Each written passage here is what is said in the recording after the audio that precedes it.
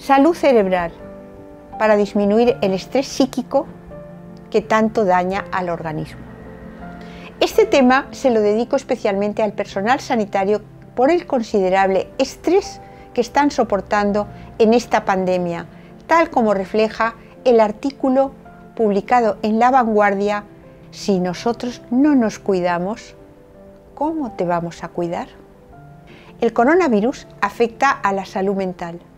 Las situaciones de alerta, temor y ansiedad prolongadas pueden desbordar nuestra capacidad física y psíquica de adaptación. Abren la puerta a la depresión y al burnout, pesimismo, agotamiento, demasiada presión. La bioquímica del estrés. El cerebro es uno de los órganos vulnerables en la COVID-19, tanto por el proceso inflamatorio que desencadena la propia infección como por el estrés que suscita la pandemia. Una alarma grave, el estrés agudo, estimula el sistema nervioso simpático, el excitador, y las glándulas suprarrenales liberan las catecolaminas, adrenalina y noradrenalina. El exceso de estrés inflama el cerebro, pudiendo producir síntomas como cefalea, confusión mental, pérdida de memoria. El estrés es una reacción fisiológica natural del organismo al percibir una amenaza.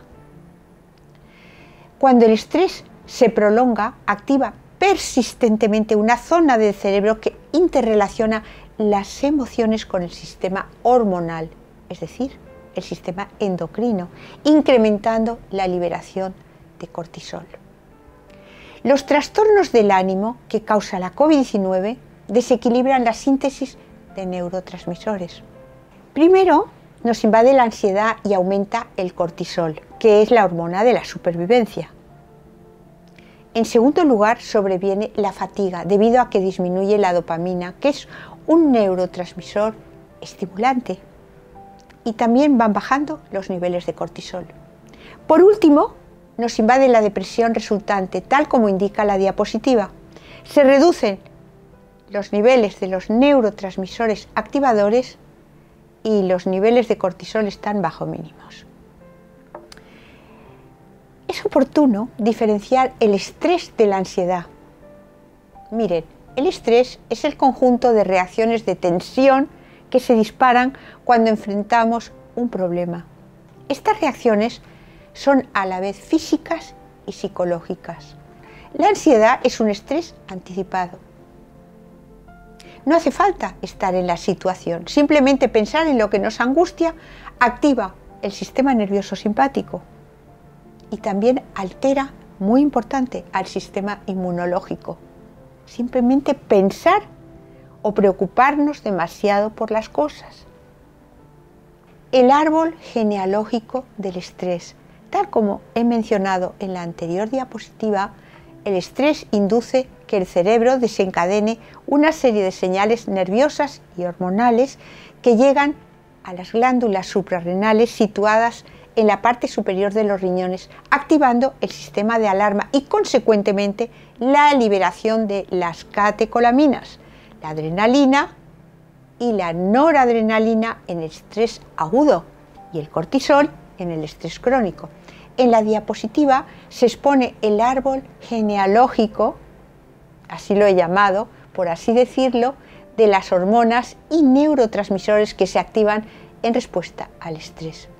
Las catecolaminas provienen de la fenilalanina, un aminoácido esencial, y el cortisol del colesterol.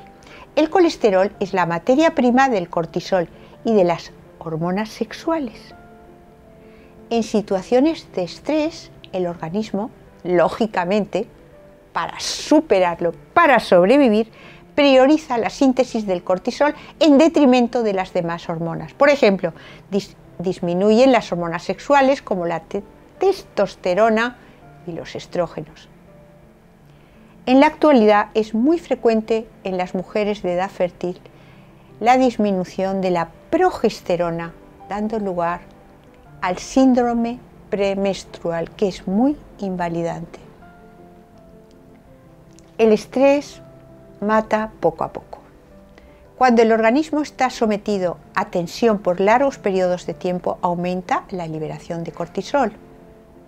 El cortisol es una hormona indispensable para la supervivencia, pero que aumenta significativamente durante el estrés crónico, con repercusiones importantes, incluso graves, a nivel físico y psíquico, tal como indica la diapositiva. En el cerebro, el aumento de cortisol propicia las fobias, el pánico, un carácter irritable, la cólera, disminuye la memoria y la concentración. Y por supuesto, baja la energía, provocando fatiga y astenia. El estrés produce insomnio, sueño irregular, lo que afecta a la GHU, hormona de crecimiento, cuya función es regenerar y reparar los tejidos mientras dormimos. También aumenta la permeabilidad de la barrera hematoencefálica y el paso de tóxicos, propiciando las patologías neurodegenerativas. Importante. Cualquier proceso inflamatorio del organismo puede afectar a la barrera hematoencefálica, otra razón más para controlar las infecciones y los mediadores de la inflamación, especialmente las citoquinas, como la interleucina 6 y el factor de necrosis tumoral. En el sistema cardiovascular, el estrés aumenta la presión, produce hipertensión arterial, aumenta la frecuencia cardíaca. En el hígado, el cortisol disminuye la detox y aumenta la síntesis de colesterol, necesario porque es la materia prima del cortisol. Aumenta la glicemia. El estrés es hiperglicemiante y por consiguiente activa la gluconeogénesis en el hígado, formación de glucosa para que no falte energía. En el aparato digestivo disminuyen los jugos gástricos y las enzimas digestivas, lo que enlentece la digestión y aumenta la propensión a gastritis debido a una menor síntesis de moco protector. El estrés también afecta al ritmo intestinal y altera la flora intestinal, la microbiota, y en consecuencia, esto muy importante, la síntesis de los neurotransmisores inhibidores como la serotonina y el GABA, que nos ayudan a controlar la ansiedad. A ver, ante una situación de estrés, el organismo necesita azúcar cash para un mayor aporte energético. Obtiene la glucosa de los depósitos de glucógeno hepático, como antes he mencionado, y también del glucógeno muscular. Y si es preciso, estimula la síntesis de glucosa a partir de grasas y proteínas.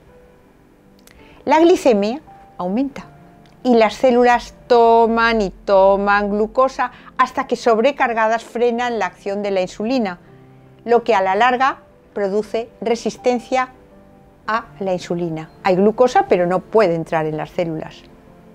Consecuentemente se produce hiperglicemia. El cortisol, la hormona del estrés crónico, también aumenta la degradación de proteínas del músculo esquelético, disminuye la masa muscular y puede producir atrofia muscular. El cortisol también afecta a la glándula tiroides. Interfiere en la síntesis de las hormonas tiroideas, incluida la calcitonina, la hormona que estimula la formación de los huesos.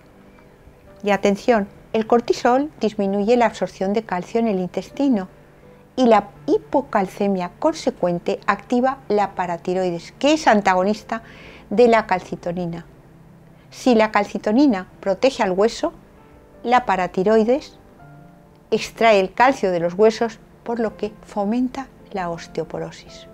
Atención, el cortisol, el estrés, puede provocar resistencia al tratamiento con hormonas tiroideas sustitutorias en pacientes con hipotiroidismo. La síntesis de cortisol es primordial para afrontar el estrés, en detrimento de la producción de las hormonas sexuales, por lo que disminuye la testosterona la progesterona, que antes lo he comentado en el síndrome premenstrual, y también disminuyen los estrógenos y la libido.